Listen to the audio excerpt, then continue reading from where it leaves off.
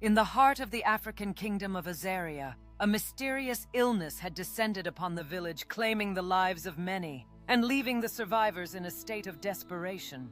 The once vibrant community was now shrouded in sorrow and fear. The king, determined to save his people, sought the counsel of the village oracle, a wise and revered woman named Aqua.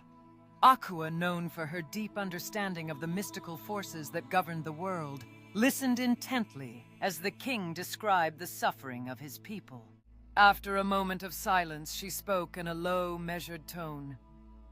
"The cure lies in the evil forest, a place where the sun dips into darkness and the spirits of the night roam free. There you will find the rare herb of life which holds the power to heal your people." The king's heart sank at the mention of the evil forest. Many had ventured in and never returned. The forest was said to be inhabited by malevolent spirits and fearsome creatures that preyed on the brave and the foolhardy. Yet the king knew he had no choice. The oracle said it had to be one of his sons, not his warriors. He called upon his son, Prince Kofi, the bravest and most noble of his children, to undertake this perilous journey. Prince Kofi, with a resolute heart, accepted the challenge. He was given a map, etched on a piece of worn leather, detailing the path through the forest and the location of the herb. Aqua gifted him a small pouch containing protective charms and a vial of sacred water believed to ward off the evil spirits. With a deep breath, Prince Kofi set out into the unknown. As he entered the forest, the air grew thick with an eerie silence. The trees seemed to twist and writhe their branches like skeletal fingers reaching out to snare him. Prince Kofi walked with caution, his senses heightened, aware that one misstep could mean disaster. The forest was alive with the sounds of unseen creatures, and the darkness seemed to pulse with a life of its own. Days passed, and Prince Kofi encountered numerous challenges. He was chased by a pack of glowing-eyed wolves, outwitted a shape-shifting spirit, and navigated treacherous paths that seemed to shift and disappear. Yet with each trial he grew stronger, his spirit fortified by his determination to save his people. Finally, after many moons, Prince Kofi reached a clearing where the herb of life grew in abundance.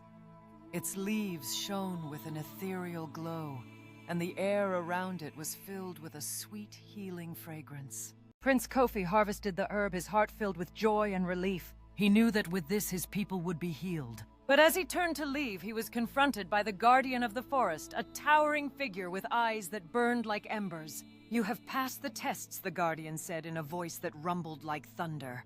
"But tell me, Prince Kofi, what is the true cost of this herb? Are you prepared to pay it?" Prince Kofi, with a steady voice, replied, "I am willing to pay any price for the healing of my people." The guardian nodded, and with a wave of his hand, the forest began to fade into darkness. When the prince opened his eyes, he found himself back at the edge of the forest, the herb clutched in his hand. As he returned to Azaria, the prince noticed a change within himself. His eyes seemed to see more clearly, his heart beating with a newfound purpose. When he presented the herb to his father, the king and the people, they were healed, their bodies restored to full health. However, Prince Kofi soon realized that the true cost of the herb was not gold or treasure, but his own mortality. The guardian's words echoed in his mind. The power of life comes with the price of life itself. Though the prince had saved his people, he knew that his own time on this earth was now limited. He had paid the ultimate price for the healing of Azaria. In the end, Prince Kofi's sacrifice was not in vain. The village prospered, and his legacy lived on.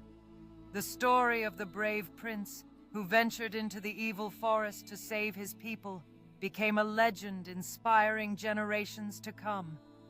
And though Prince Kofi's time was short, his courage and love for his people would be remembered forever.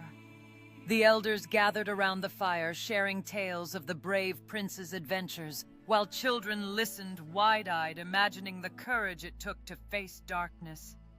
The once feared forest now stood as a symbol of transformation, its trees whispering the tale of heroism, reminding everyone of Prince Kofi's love and sacrifice. The moral lesson.